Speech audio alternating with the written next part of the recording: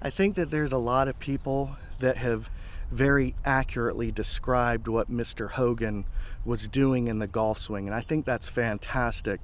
But the real goal is to be able to do it and then share it with other people in a way that they can digest it. There's so much highfalutin gobbledygook out there, but I've always liked the way the sports that I learned, like baseball or karate or things were taught, where it's like, instead of talking about what each muscle's doing, when you're throwing a right cross, pull the left shoulder back. I mean, that's a simple way to say it, whereas it could get so complicated if we're saying, okay, we need to supinate the wrist and pull this muscle and all of that. So ultimately, I really just want to simplify the way I share this information so other people can get better really fast. Hey guys, I hope everybody's having a wonderful day, and I wanted to do a quick video just to again bring everybody up to speed on what's been going on with my swing evolution. Now, you may have noticed that my output of videos has been less over the last couple of months, but there's a good reason why. I'm working harder than I've ever worked on a new instructional video for the Hogan Code. In the time that I've figured out my problem with my early extension, that was the last piece of the puzzle that was really holding me back from doing a more instructional video along the lines that Mr. Hogan had prescribed, because I felt that I really didn't have it. But to be honest with you, I think I cracked it. I think I've really got it to a place where not only do I know what's happening, I can reproduce it in my style, but that I can then share it with someone else. So there's a lot more than just seeing and observing what Mr. Hogan did in my book. So I'd also like to give a shout out to a couple of my great platinum patrons. My good friend Bob Kaler, I hope that you're feeling well.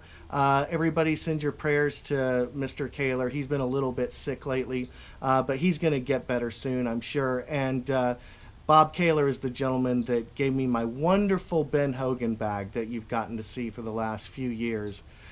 So he's been just a great supporter of my swing evolution.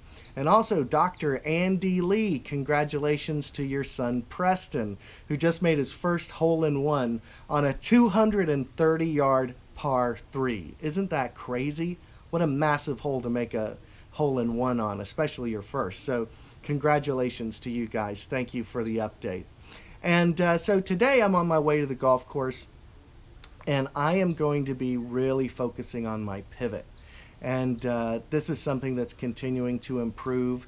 So yeah, my great inspiration for the pivot has been Tiger Woods. Oh my gosh. The last time I was making this video about weightlifting, and by the way, I never said that I disagree with resistance training, and weightlifting is a form of resistance training. In fact, I've continued to do that sparingly. I don't believe in exercises like powerlifting that build sheer bulk. That's what I disagree with, okay? Because in order to do that, you're building slow twitch, not fast twitch muscle. But anyway, it's a whole nother story. Back to Tiger Woods. So in my last video, I was talking about how long Tiger was 20 years ago. Man, I started looking at his swing from when he was 20 years old.